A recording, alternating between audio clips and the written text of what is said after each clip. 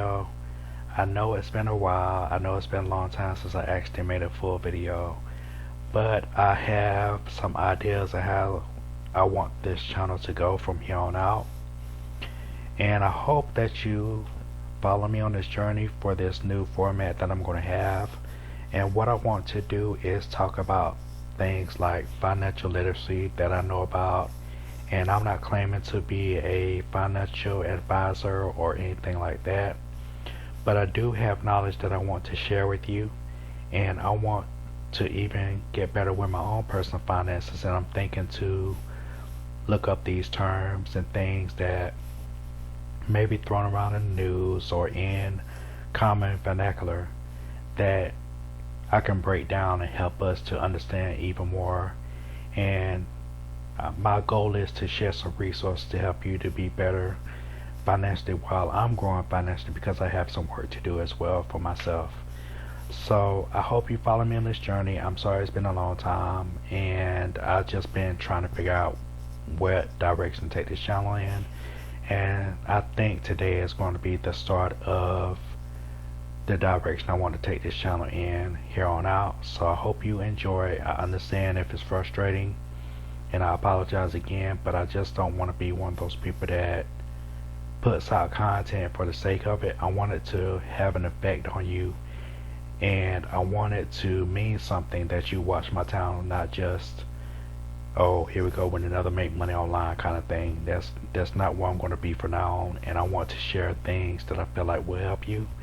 And I think that knowing terms like inflation, like you saw on the screen of my blog post, I think things like that will help you and get your mind to going as to how you can improve your own personal economy.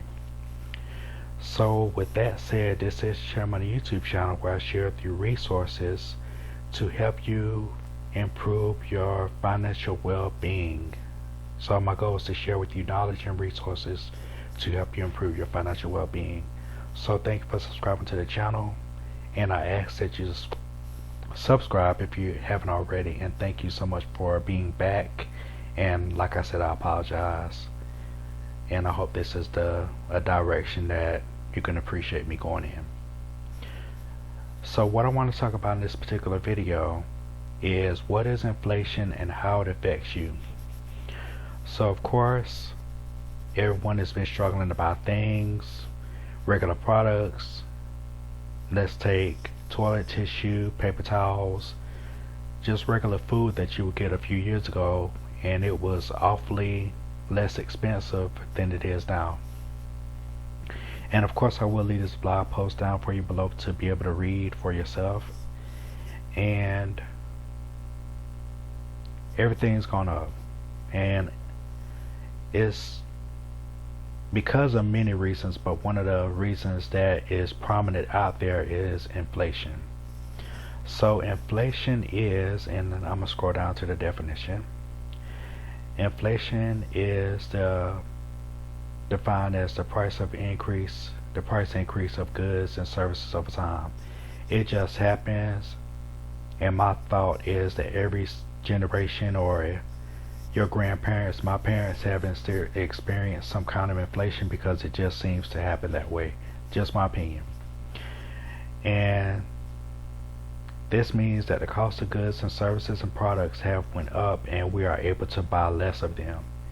And the example I have here is from 1993.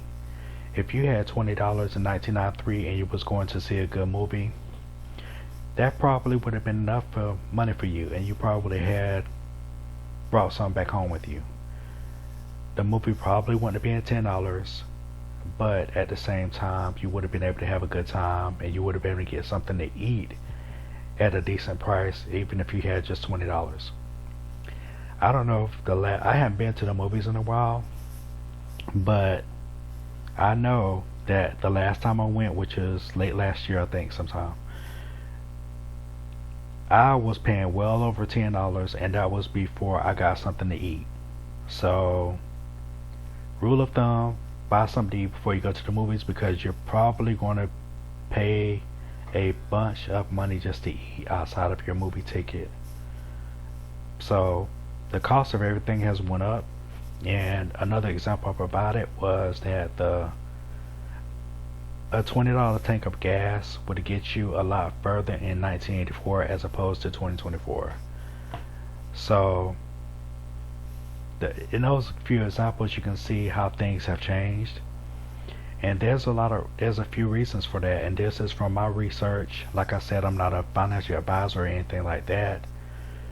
You can always go to a financial analyst, coach, advisor, anything like that to get the real, but this is from my personal experience and research. The cost of things, it takes more to make things. Like, for instance, now you're having all these kind of technological advances. Got tongue tied on that word. But all these advances in technology is going to cost a certain amount to make a computer, and it's going to cost a certain amount to make a car now, as opposed to back in the days when cars didn't have computer components and things like that. And of course, the cost of gasoline has increased significantly, and what that means is that, let's say for instance that you are shopping at a grocery store. That product at the grocery store, that product or food or whatever you got at the grocery store, came from a truck. That truck had to come from a distribution center or a warehouse. And that truck had to travel all the way to wherever you live to bring that product to you. And that of course costs gas. So that means gas prices have went up. So these people sending these trucks out have to have the cost to meet, if you get what I'm saying. It's like if you're traveling to work, you want to make sure you have enough gas to get you there instead of having to fill up every time. So gas has increased for all of us, especially when it comes to the 18-wheelers, things like that.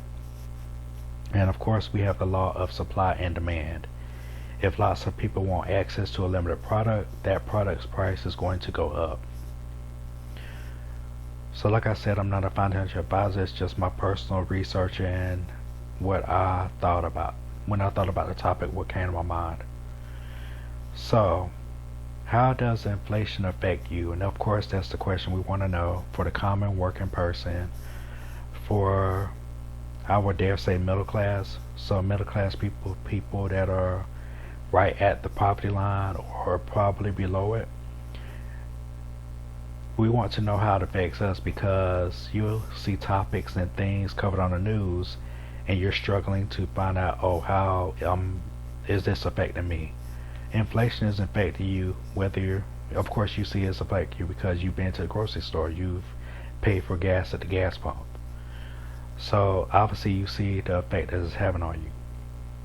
And the way that it's having an effect on all of us, in my opinion, except for the wealthy, because they're able to probably curb the cost with their assets, but that's another story for a different day.